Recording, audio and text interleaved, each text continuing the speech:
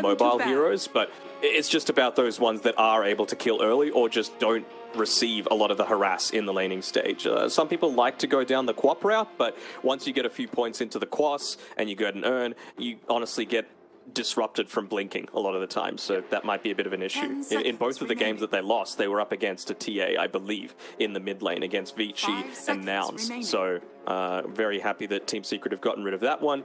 The one that they won was actually against a quap, so we'll see what Polaris are going to look to do here. And again, you go back and look at the Nyx Assassin, right? Like, this is such a deterrent to a lot of Lelouch's heroes, something that you mentioned before we started, and as soon as the Nyx Assassin is picked up. So it's really making it difficult for what hero that can actually give Lelouch. You reckon they could tusk mid here into the Invoker? I wouldn't hate it. You got some good right-click damage. It's like, you are the gank potential. You're getting that early walrus punch. I think it's not horrible, to be honest. And you're just very, very tanky in general. Yeah, I think there's a lot of potential for it. We have seen Lelouch played over in Southeast Asia, not often, but it is something that Polaris have even pulled out as well. But I think if that's going to be the case, they're going to continue to hide the flexibility all the way towards the later stages of this draft. So I wonder what they're actually going to look to show here, because again, Tusk, they've also already so far through the last chance qualifiers, Force has played it. So if you pick your position 3 here, then it's at least revealing that the Tusk is either a 4 or a 2. Yeah. I would be inclined to pick the position 3 here. The only issue is that if you pick a 3 and then this Tusk actually is mid, then you might be shoehorned into like a double melee setup or a double range setup in the laning stage, which isn't always super great. But I don't think you can play your 1 here, even though, you know, you've already got the Chen. The Chen's pretty obviously going to be played as a position 5 most of the time. You've got second pick. You want to be able to counter their POS 1, and I don't think we've seen any POS 1s banned so far, so Secret have the full hero pool to be able to choose from. Ooh, that's one that's got a little bit of flex. Yeah, hero that's been rising in popularity, and people believe that it did not get nerfed enough through 7.32C. I think it was just the Razor's a little bit of slow reduction is all that was changed, and this hero has a lot of, at least, versatility. You can play it safe lane, you can play it mid, you can go for a lot of different item builds as well. I think GPK yesterday went for like the Arcane Blink. We've even seen the right click damage as well. We're on the C server, you can play at POS 5, you know, anything could work when you're here. You know, you just got to embrace it truly, and there's that Enchantress I was talking about. Cool. You know, you can't get rid of everything that Puppy wants to play. He's going to play greedy. You're going to have Nyx Assassin being a bit more of that traditional position 5, at least in terms of net worth and warding, but it's a great counter to the Chen. You can just get out of the laning stage in a much better spot, and you've got the little friends as that counter to the Chen if he gets a massive army. Again, though, like Polaris are really starting to build up a lineup that's going to start to do a lot of physical damage. So Secret have to keep that in the back of their mind, whether it's going to be an Agi carry picked up for Crystallis, or someone for Resolution that's able to potentially build into like an Assault Cuirass or something out to help mitigate this, because Polaris will have a lot of physical damage. For sure, and they have a lot of burst damage as well. You remember that was the big thing that I was concerned about in a lot of the teams that ended up losing yesterday. You just have these heroes that are able to live for so long because your damage is very slow to ramp up. Chen does a lot of burst damage. Tusk does a lot of burst damage. Shadow Fiend does a lot of burst damage. So you can't just walk in on a Nyx Assassin or an Enchantress and reveal a lot of vision just with your positioning. You're going to die super quickly and not make it like the traditional space created sort of death that takes 20 or so seconds. You're going to die in like 5. And what are your thoughts about the Bloodseeker here to answer the Razor? I think we saw yesterday it was played. Hold on, we get the Viper picked up from 4, so something that has really fallen out of popularity with a lot of the nerfs recently. Do you still feel like this is a strong enough hero? I think it's fine, especially paired together with a Tusk. Super strong lane, right? And it's still that BKB piercing, not disable, but the slow goes through the BKB for the Razor, which is going to be really solid. Even just to be able to, again, burst down the Enchantress. You break her, and then suddenly the Untouchable isn't a factor anymore.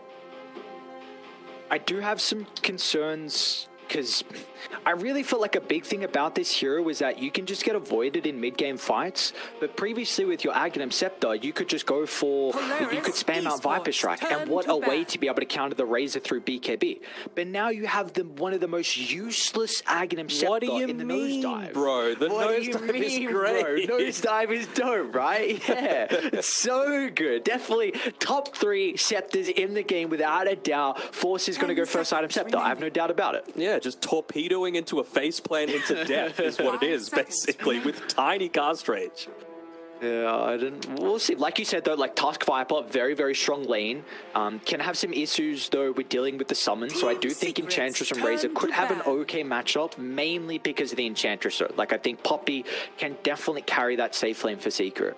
It depends, right? Like, if Tusk gets off a good Ice Shards, then you're just dead on the edge. There's nothing really that you can do, and you're looking to harass a lot of the time, at least the 1 point into the enchant, just so that you can have a creep to kind of do the tanking for you. But if you do that, then you don't have Nature's Attendance leveled up as much, and you're very vulnerable to dying. So we'll see how it ends up going. I'm liking Polaris's draft so far. They've done what I wanted them to do. Pick up the tempo, get these heroes that are able to get super active early on, and are able to have a lot of burst damage. This is...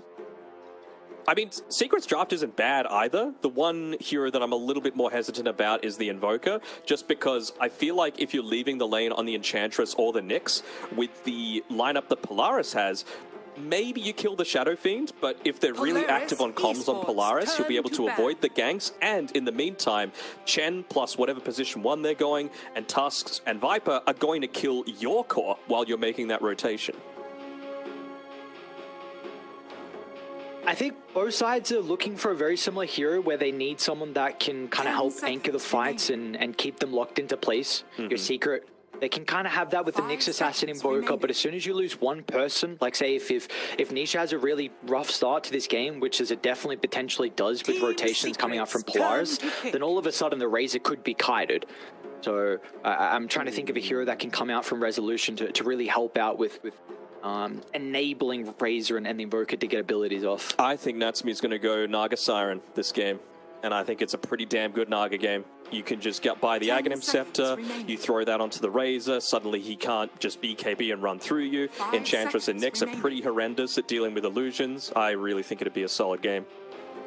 Yeah, because I've got concerns on Polaris. Like I was thinking something like your traditional Razor counters in like a Morphling or PA, but then I just look at like the trio core, Shadow Fiend, Viper, PA/Morph. That sounds way too greedy. Like I don't think you can go down that route. And Nug would help a lot with your pushing. You have defensive use of the song, and maybe like you said with the ensnare as well. PA now though against the Beastmaster in lane. Then again, he could just go the axes, but even the Naga Siren now isn't quite as strong because again, the axes build, you ignore a lot of that armor, you just deal the magic damage in the laning stage. But again, like if you're using the axes, then the lane's going to be pushing in, and it means that the Nyx Assassin or Enchantress, however they want to set this up, it might be Razor Nyx pairing, right? Instead of the Razor Enchantress, just so that you don't have that dual melee setup. You will be... Ember Spirit. Ember Spirit, okay. So it's a safe lane Shadow Fiend. I don't hate it. Again, you're able to deal with the boars very easily if they're looking to use that sort of build.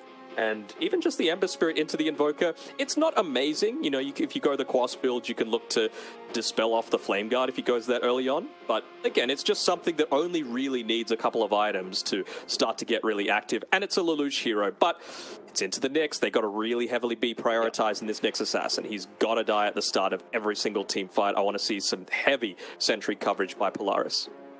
I do kind of like the switch though from Polaris, because I think what the Ember can provide them is something we were bringing up early in the draft, that it is a hero that really utilizes early rotations coming out from supports to help dive the Invoker. You mentioned about the Tornado to be able to purge off the Flame Guard, but you could at least go like a 1-2-1 build, have a pointing chain, set up for the dives. You could kill the Invoker over and over again, and if you get off to a good start, then Ember can go for like an early item BKB and just look to make space and look to make as much chaos, because you need to have a free fight for the Shadow Fiend so he can just continually stack up the right clicks. That being said, I like Secret's draft a lot. We saw it's very similar to yesterday, isn't it, Denok? Like, you've got a lot of vision being gained from the Nyx Assassin, the Enchantress creeps, the Beastmaster creeps, along with the Hawks as well. You've got some comfort heroes with Crystallis and Nisha. It just looks like a very, very secret draft. It does, but I really like Polaris's lanes. Like, this is exactly how Secret were playing on day one, just all around the vision. But Polaris's lanes look incredibly strong. Chen plus anyone, but a Shadow Fiend that's able to nuke down boars, great. You know, you can't go the boars build. It has to be the axes, because you're against a Chen. He's just going to Holy Persuasion them, right? So it's going to be a little bit difficult. I think the Viper Tusk as well is something that they're going to have a little bit of trouble dealing with, especially with his more greedy style. So they're really going to need to put a lot of emphasis onto influencing the lanes. But again, the thing is, you're going to be doing this while someone's just harassing you, while they're trying to go for these lane pulls. So I'm interested to see if Secret are able to accomplish this so that they can get into the mid game. But I'm going to just play devil's advocate. I'm going to go with a counterpoint. I think Polaris might have this based off of an incredible laning stage. But again, they got to focus the Nyx Assassin. Nyx has to die. We'll see if they will be able to shut down Zayats, a hero that was a pivotal reason for them to be able to take those previous games against Tempest and what do you know on the Nyx Assassin again.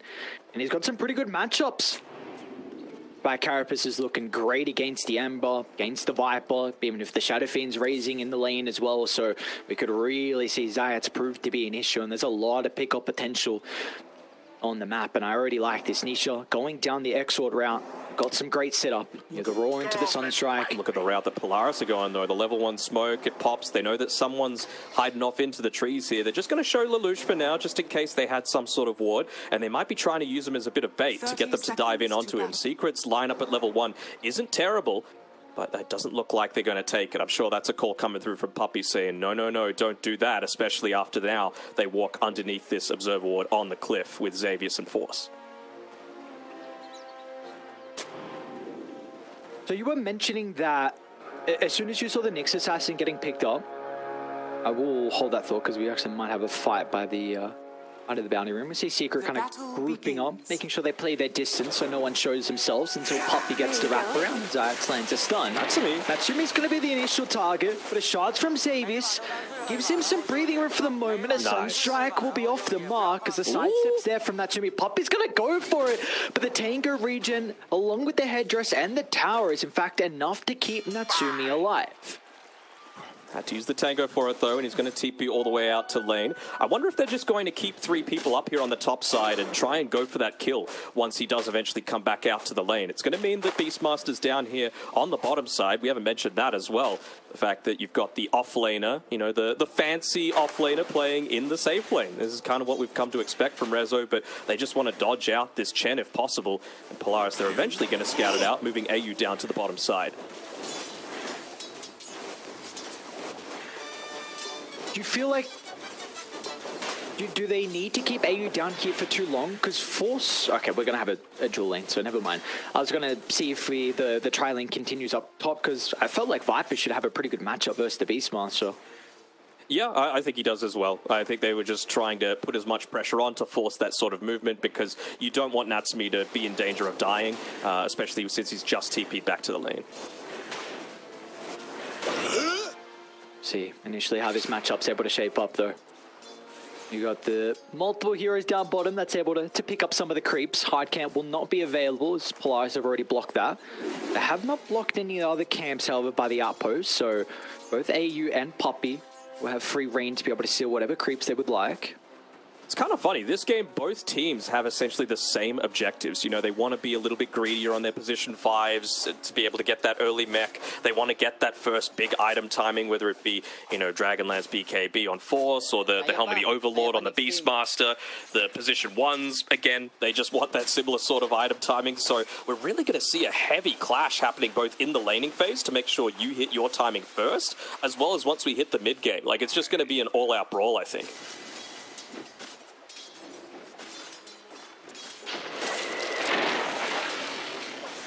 So they do have the potential to be able to take so many goddamn towers from either side. So we'll see. If you mentioned that it's all going to come down off to the back of the laning phase, and Polaris, you thought they were going to have the advantage, but now seeing how the lanes are set up at the moment with Chrysalis being top and of course Resolution being down bottom, does this kind of change your initial thoughts about how the lanes would shape up? No, I don't think so. Honestly, like, you could get me to look at these two drafts without knowing the teams and ask me, like, which one is Secret and which one of Polaris, and I would have no idea, because this is just the way that they draft most of the time, right? And they both accomplish the exact same thing. So I think both teams are going to be very happy. It's just going to come down to the execution. There's a nice choreo snipe coming through from Poppy, taking away the Wraith Band. I think it was a Mango as well that he might have sniped, so not as many stats for Force to be playing with. And things to be able to help out. Of course, again, this is going to be a pretty difficult lane for Resolution, but he's got 12 last hits. So actually having a bit better time than what I was expecting. Wonder when you're going to... I think the one that might be winning out on this a little bit is going to be, assuming Force doesn't die here, is going to be AU, right? Because right now it feels like he is the one that's better set up to get more farm in terms of the position 5s, because just have a look at who's playing in the safe lane for both teams. You've got Resolution, who's gone the Wild Axes build, so he's going to be spamming those out and pushing the lane in, which means that Force is able to safely stand next to his tower and get a lot of this farm. You compare that to the top side of the map, where Natsumi is the one that's going to be spamming out his Shadow Razors and pushing the lane in. Of course, Chrysalis is happy to get the farm, but Zayats isn't really able to do anything with that space outside of when he's looking to rotate around the 6-minute runes. So, in terms of farm that you're going to get, Chen's going to be far ahead. In top lane, the aggression that's coming out of Zayats. A beautiful use of this by Carapace, and Chrysalis is on top of Natsumi's Shadow Fiend. As first blood's going to be claimed, and Chrysalis is still looking to continue to play aggressive. But Xavius will be able to turn it back around, finding his own kill and getting some valuable experience for the task. Nicely done. It's what they needed to do. You know, they need to make sure that since you're losing out on that support trade that I was talking about, it means that you're actually getting the kill, feeding a lot more. Mid lane, Lelouch. Gone for the chains. Nisha, though, playing with the Fairy Fire. Will be okay. Oh, they're going to rotate the lanes. Natsumi's heading down to bottom. He's not happy with how top's shaping up. Well, I think this lane is still going to be just fine for Natsumi, right? Like, you're just going to have lanes shoving back and forth into each other. It means that you give up that kill threat, but this isn't one of those games where the mid laner is the true carry. As top side, is Xavius in a little bit of trouble? Might be Zayats, actually. He's got the Spike Carapace available. He was just saving it for the Ice Shards, but not going to be enough. So now with kind of the lanes starting to get the second formation set up, really my eyes turn to when we're going to start to see the supports rotate. Because again, I felt like Polaris had a big advantage of being able to dive Nisha early on, especially going down this Exort route with the Hand of Midas. He's already got 1,000 gold in the bank. This is someone that you need to shut down, and I guess with the side lanes being a little bit vulnerable, you can't really leave Natsumi alone at the moment, and even Force as well.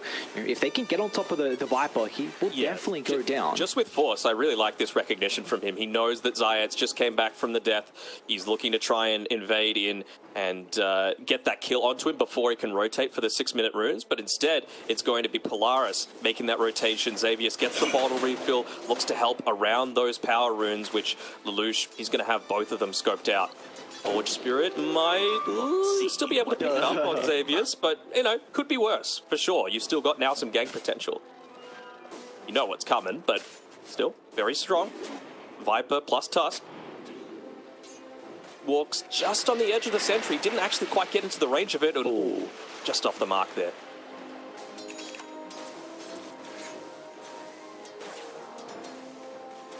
Pretty damn even game, I gotta say. And I think it's going to be the same throughout until there's some kind of big play. This is where you get those TI moments, right? Where you get someone that just seems to put the team on their back and say, look, I got this. Just watching AU and Puppy inside the jungle. And Puppy, AU has his little small creep, and then Puppy just takes a Centaur Conqueror, and instantly AU's got to run. Oh no. What a battle between these friends, two. Man. I want to see the little friends come out. This is the game for it. Just mentioning as well with these two teams, it feels like already to start this game one incredibly even. I think it's going to be actually bottom lane. He's Resolution on has the Rezo. roll. DP's coming through with the help of the Sunstrike bonus damage. Is going to be enough to claim the kill. Natsumi, one more right click, and they'll get the Shadow Fiend. Polaris looking to try and get back, but Lelouch will not be able to catch up to Puppey. And Resolution has a lot of health to play with as well, so the rotation out of the Ember Spirit will net them nothing. He'll even get a tip as well for his measures. Dire's middle So tower for sure, is lets him under know attack. about it. He's saying, was that worth it? And look at what happens in the meantime. Nisha is going for the full-on push. He's the Quas-X Exort build, and it means that he's able to use those Forge Spirits to really force a lot of this emphasis towards the lane. So look at this. Natsumi, he's not yet level 5, and you're up against a Midas Nisha, who's level 7.5 already. A ton of denies through as well. This is the big weakness about the Shadow Fiend. Early deaths can really set you behind, slowing down the Necromastery. You not have the mana to be able to keep up with the raise spam. Dire's bottom tower is under Big attack. concern for them and how their position one has been able to set themselves up, because he's going to take a little bit to come online. And for Secret, you were mentioning, this is a lineup very similar to Polaris. When they get the lead, they can look to get a lot of map control. Oh, for sure. I mean, I don't think they're quite at the stage yet where they want to be going for these big kills onto towers. I think just a little bit short of the Helm of the Dominator for the Beastmaster, but once he gets that, it's going to be, for them, the priority is kill the Chen, make sure a lot of their team fight sustain is gone, and then look to go for the tower push.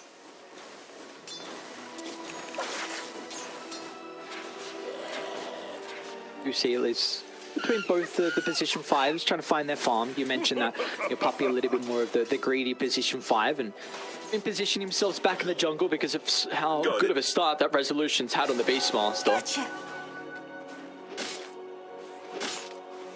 Dire Already got some stacks as well. He's gone away from a lot more of the lane harassment style. I think he realizes on Natsumi that you're not going to be getting too many kills against this Beastmaster.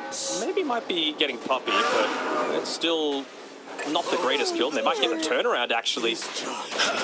EU going down, so again, a 1-for-1 trade when you're not needing to actually rotate your Invoker. It's going to be a big win. And again, look at this, double Forge Spirits hitting into the mid tower. You make the eventual rotation with the Lelouch, but he's going to get harassed out immediately.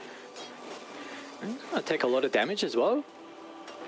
Nisha doing a really good job to continue to put some pressure on the side lanes in. Mid lane as well. Up the top though.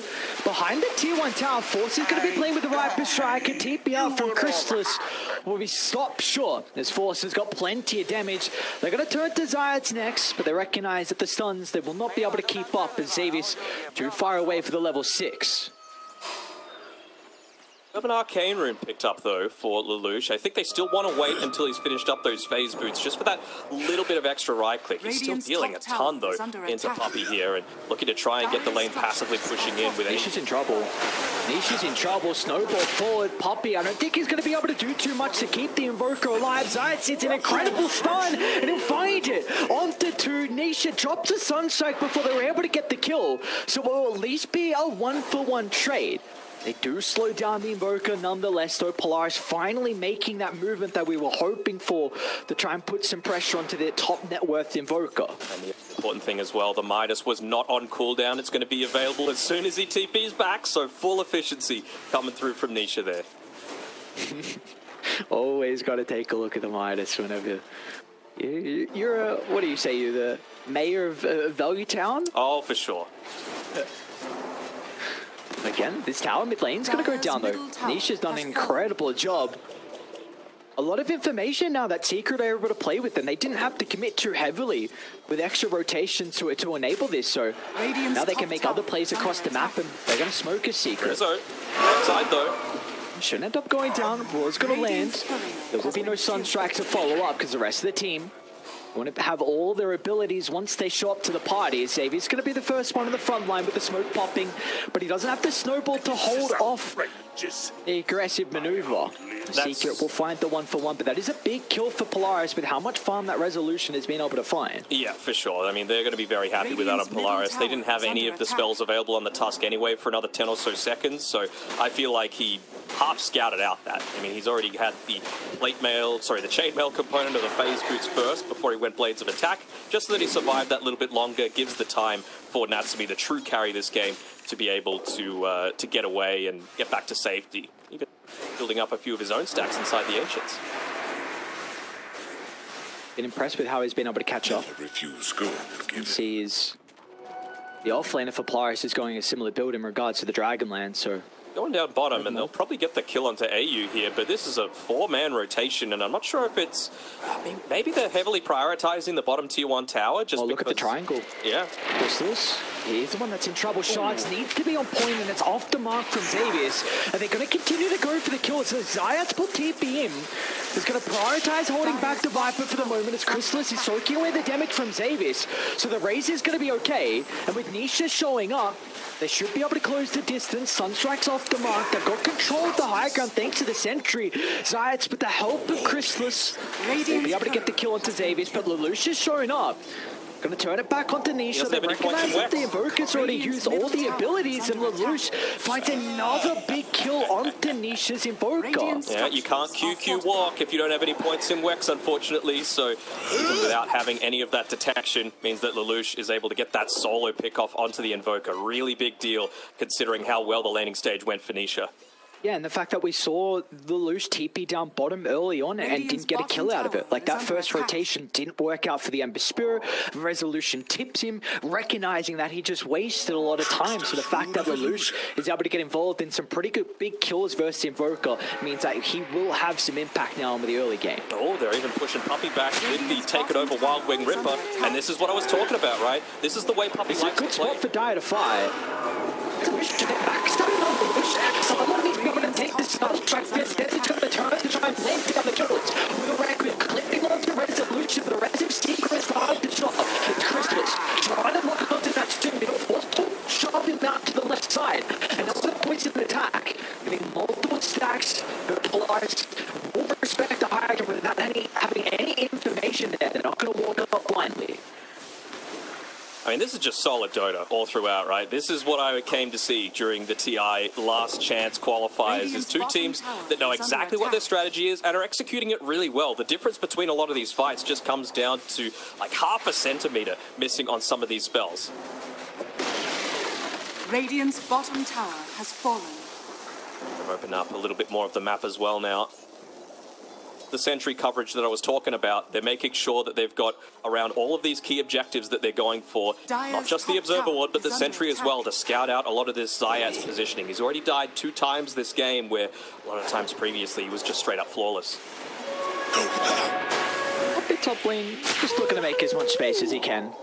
It's a lot. Burst damage, man, it's really good against this secret style. They try and get up in your face.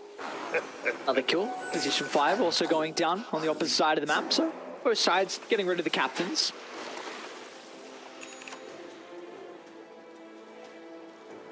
Polaris are so close to being ready to go, though. You've nearly got the Maelstrom available on the Lelouch. He's level 12. You can really look to start to amp up the speed. Already having the Mask of Madness and the Dragonlance on Natsumi. Mech recently picked up as well from AU.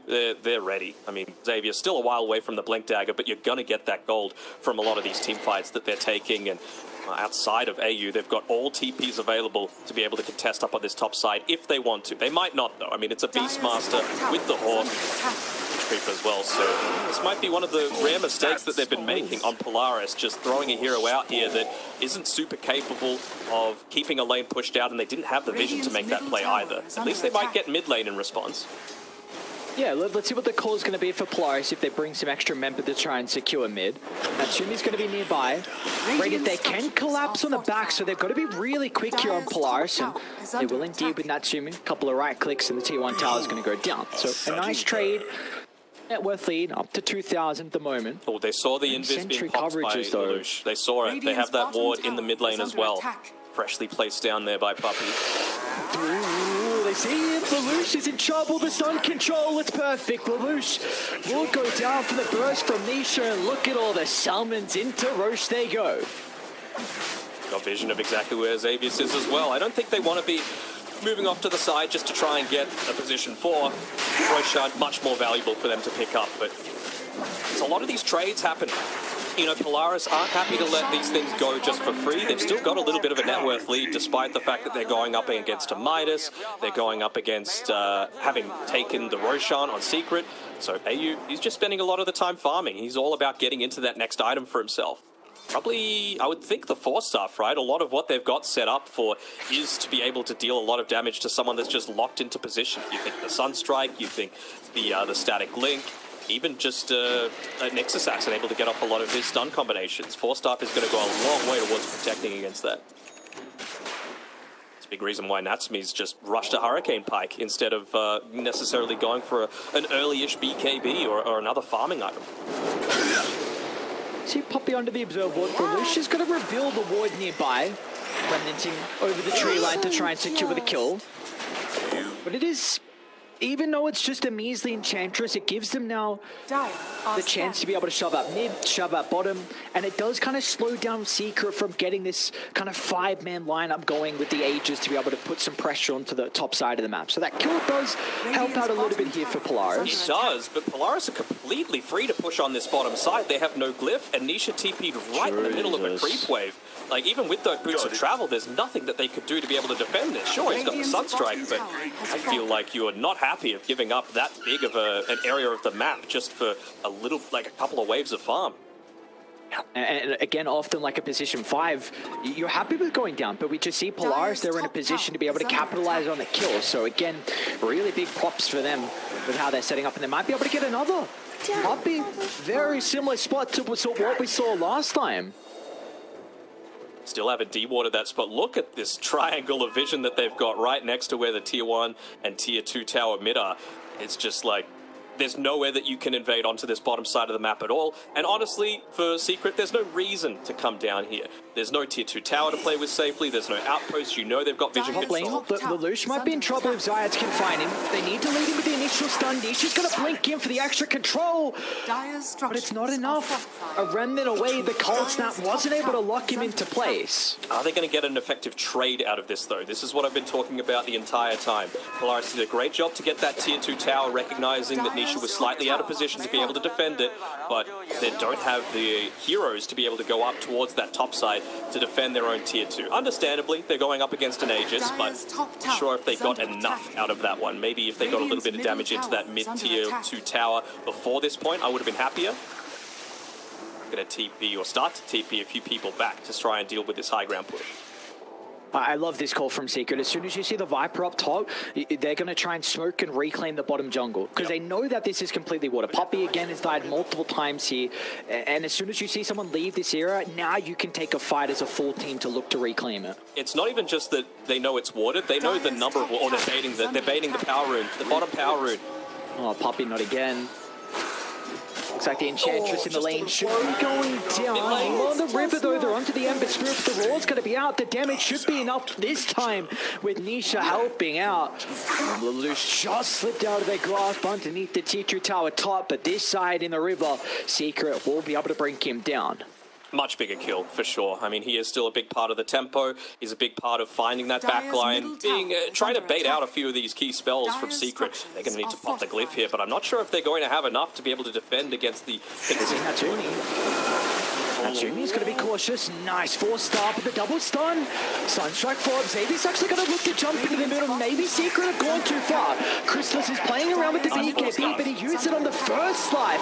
He will not have the BKB for round 2. It's a Requiem's going to come out just before the tornado, so Polaris can look to surround Chrysalis and bring down the Razor with ease. Oh, and they didn't even get the tier 2 tower. I feel like they could have very easily just stood in a lot more safety, allowed the supports to really have a much larger impact, to just hit down that tower. Sure, they popped the glyph, but you still had that ancient Black Dragon. You had the Helm of the Overlord as well, so just maybe getting a little bit overconfident with all the vision that they have, thinking that they can get the double. That takes the Aegis out of their hands now from Secret. They only would have had it for another 30 seconds. What are we expecting now for the next couple of minutes? Well, I guess that's maybe the answer is Polaris. They want to keep the tempo going. A smoke from 3 underneath their top jungle. Nisha's the closest here in proximity. Ballsy smoke as well, considering how much Secret's been playing up on that top side. You're not 100% sure if they've got any kind of D-wards happening there. Watch out, Nisha. He's got a few points in the Wex now. They might see him soon. Yeah, they see Nisha. Got the blink. Not an Remember on easy Xavier. kill. Xavius has got the blink to get Insling on top of him. The TPs are going to start to come out, but the damage is raining in thick and fast. As Nisha will go down, but the turnaround's going to be there from Secret. Force will be able to get some distance. AU's got the mechanism still to play with, but it will not matter. So it's The coming. damage, it's being dealt, but Lelouch has showed up to the party. In goes the Ember Spirit. Even Natsuna's going to close the distance as well. As Chrysalis trying to stand his ground with the BKB, but the right clicks are raining in from Natsumi. As Chrysalis just can't get any damage off in a resolution. They're going to chase down the Beast Monster in between the Tier 1 and Tier 2 tower, and they will not forget the tips that were given prior as Polaris will send some back resolutions way. You got any tips? We'll give them back with interest. That's exactly what they're saying. I mean, Rezo, he's been pretty vocal about how he feels about the C server and the C pub, so I'm sure Polaris, they're taking that a little bit seriously. They even pop the glyph there. They don't have a glyph refresh as well, so they're going to be very easily able to take this Tier 2 tower. They could look to get the Tier 2 mid as well if they wanted to, or if another team fight goes their way, there's nothing stopping them from just reaching that high ground. We've seen just with the amount of kills so far, 31 kills in 23 minutes. It's not like either team are lacking for their ability to be able to team fight. I'm really impressed with Polaris' itemization. These 4-staffs, the Hurricane Pikes have just been on point, allowing them to play on the back lines a lot of the time, forcing a little bit heavier of a commitment with that extra attack range from Team Secret, and then repositioning off the back of that. At the triangle, Force might be in trouble. Nisha's going to be able to set up with Zayats as well. A beautiful 1-2 punch. Force will try and get some distance. No way. Force is alive in Nisha. He's in trouble. A BKB, beautiful lineup with the tornado. In fact, Secret, they're going to jump into the middle, taking the fight around the Secret shop. As Lelouch can instantly follow up forward as both supports are going to go down from Secret. They will keep Nisha alive. A BKB, a great tornado gets him out of harm's way, but in the end, Polaris will still find 2 kills. And that slippery snake nearly got away, going down onto the low ground, dodging the deafening blast. Resolution? All right, free kill. Tip it back, Rezo. Come on, you know you want to. You can't beat the beast, man. Again, we've spoken. Polaris are a vocal team. You give some tips over to them. When they find that lead, they will definitely give them back. But you did just say prior that you're incredibly impressed with Polaris' itemization and how the 4-staffs and just the defensive toolkit they're going for is a big reason on how they can shut down Secret's kind of team fights and their strategy. Now, what can Secret do to address that? What do we need to see coming out from them in the next couple of minutes to kind of deal with the defensive toolkit that Polaris have? See, the thing is with Secret, it kind of feels like they're a lot more committal with a lot of their spells, right? With the Tusk, you can roll in, punch, blink out if you're really on point. You've got an Ember Spirit that could just poke and prod from the back lines, whereas Secret, they're kind of like, well, we just need to max out our damage as much as possible so that we're guaranteeing that we're getting a kill onto a high priority target. That's why Puppy's gone a Witchblade on his Enchantress and he's going into the Dragonlance next. He just wants to amp up that damage as much as possible. Both teams really looking to play around this Roche Pit. They should know that this smoke is happening. I mean, Puppy just got his Wildwing Ripper taken away. Lelouch at least. Yeah, he doesn't have a sentry ward to play around, and that's where they're pinging. Like, Zayats is pinging up there saying if he comes here, he's dead. I'm sure he would absolutely love on Lelouch to have a sentry set up between the Tier 3 and the Tier 2. You look to commit out here, a couple of seconds left on the smoke, and they're going to use it on Puppy. Jesus.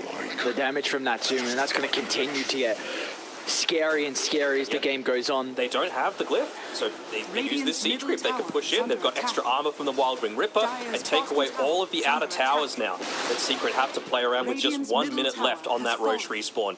Glyph being popped by Polaris, and they'll be able to clear out the siege creep. Yeah, why not? Force people back. Radiant's middle tower is under attack. They got the presence or affecting buildings. They will do a lot of damage here. Yep, they have enough vision to know that these TPs had started to come back. Lelouch even cutting the bottom wave, making sure that there's not going to be that additional pressure coming in to the bottom side. Their lane's going to be passively pushing out, meaning that any kind of smoke rotation that they make around the Roche pit is not going to be quite so obvious. Even just some of these sentry wards being placed down, guaranteeing that there's not going to be a Beastmaster Hawk just scouting out this huge, huge objective for both teams to need to take. Do you feel like Secret need to prioritize the supports at the start of the fights? Because it feels like if they jump the cores, they're not going to be able to kill them with the Hand of God and the Snowball as a save. It depends if they're just completely on point, right? They do have that ramping up damage, so maybe they can kill the Ember Spirit, but outside of that, I don't know. See. This could be a great pick. Full wraparound as well. Trying to find someone on the back lines. They're all avoiding the smokes for now. Puppy's the main target that they're looking for. I'm not sure if that's the best one, though. Just going to show. Natsumi's already siding Roshan, so Dire feels strong enough for the 3,000 net worth lead that they can just brute force down this second Rosh. Well, they've got the gem on very Tusk good as well, vision. so they got complete vision. Rosh is just melting. Yep, Secret, so they're not going to be fast enough to contest it. Natsumi gets the Aegis, they get the Aghanim shot, and now Lelouch is going to jump instantly over towards the Nyx Assassin. A BKB used to get the kill onto the support, and our Secret, they need to get out. Well worth committing that BKB forward as well, because just look at what else you're up against, right? What's an Enchantress or a Razor going to do with a BKB? A little bit of extra damage? Who cares? All you care about is getting stunned as this Ember Spirit, and, well, there we go, the gem coming in even more handy. Xavius has already got 3 Observer Wards out of the last 2 minutes, just based off of this gem purchase. Ooh. On the top side, yeah, they're giving it to Natsumi.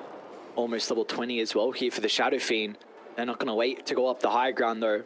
They already just need to get the lanes in a position where they can put Secret firmly inside the base. Trying to look for what the answer's going to be here for Secret with the high ground defense. Invoker, they're trying to rat. an incredible. That's what they're trying to do. They're just trying to get a lot of these lanes passively pushing out. They don't have a mid creep wave to play with, right? EP coming back here from Force to ensure that this isn't going to be the case for quite some time, but it's smart play from Secret, just delaying things out a little bit. They're not going to be too sad about the situation, though, on Polaris. It means that they're going to have BKB up in another 15 seconds for Lelouch. It means that they can take this next fight now that the Nyx Assassin has respawned. It feels like early on, though, for Secret, a lot of it's going to come down to how you can address the Shadow Fiend. If you can get the Hellbit off before the BKB, maybe even the Deafening Blast as well if Niche is in a close enough position. But Chrysalis, he has to lock onto the Shadow Fiend. If you are not stealing his damage in the middle of the fight, then it's going to be very, very difficult for just his involvement, because that's pretty much his role in these fights. You need to slow down the Shadow Fiend. Everyone else on Polaris are just going to look to make as much space for Natsumi to right-click. And he doesn't have a BKB yet on the Shadow Fiend, but that Titan Sliver is going to do him a lot of good, just for a little bit of that magic resist. You know, some of the status resistance coming through means that he is a lot more capable of just standing and tanking this. And, well, they've been able to push out one of the previous waves, but this one is all well and good. They've got to force out, you would assume, another glyph coming through, even the 4-star, just to make sure that they're not... Oh, jump in, Xavius. Onto Nisha. They might look to turn to deal with Poppy as well. Force on the low ground, starting to stack up the damage, and there's the 4-star to disrupt the combo. And Lelouch is going to look to jump in, but all it is just space for Natsumi, as the objectives are starting to fall. The DD's gone, but look at how quickly a lot of these waves melt, and, yep, use the glyph, but that means they have nothing left. No glyphs left at all. If they lose this fight, Secret lose the game. Natsumi toying with them, but Zayat is in with the double stun. Meanwhile, Xavius to the left side as well is in trouble. It's going to snowball forward with the help of the Requiem, but Chrysalis is protected with the BKB. Polaris have got to be cautious. They need to respect Secret inside their base. And Natsumi's just getting all the space once again. A full set of barrier claim, but Zayat, a triple stun. There's just no follow-up. You can stun all the people you want in the world, but you need the team nearby, and Nisha wasn't there. He had to refill up with the resources. Now the Invoker's back in the midst. They weren't able to capitalize on the opening that Zayat's found for them. They're happy to just go. Again, they didn't lose the full team fight. In fact, they didn't even lose any heroes throughout all of that. Puppy getting incredibly low. But look at that. They've already got popped the carapace on Zayat. I think they've got to commit onto it. Trouble. Great snowball. Onto the Kree wave as well. So Natsumi will not be sent further inside the base. Radiant's bottom tower. Are they going to stick around here for Polaris? First life almost claimed. They want to give it up, so we'll have 1:10 left on the Aegis. We're going to try and Sunstrike to get rid of it, but we'll be off the mark. They can take away this outpost, prevent any cheeky little backstabs. AU as well. He's gone the Aghanim shards, so he's even able to steal away a big part of Secret's damage output with that Helm of the Overlord. The smoke from them, but they want to continue to keep Secret locked inside their base. Why not? They see Nisha out. Be Want 5 to make seconds sure on the economy edges. 15 seconds on the Requiem. It's going to catch him off guard. Oh, smoke pops. Nice. Great reactions out of Resolution as well with a blink inside the base. The Lucius is going to hold two people into place for the moment. Chrysalis is still playing with the BKB, but it's going to be too late with Natsumi into the middle of the right click. Oh no, they get a couple of misses. Chrysalis just survives. The Halberd. Secret keeps the Razor alive.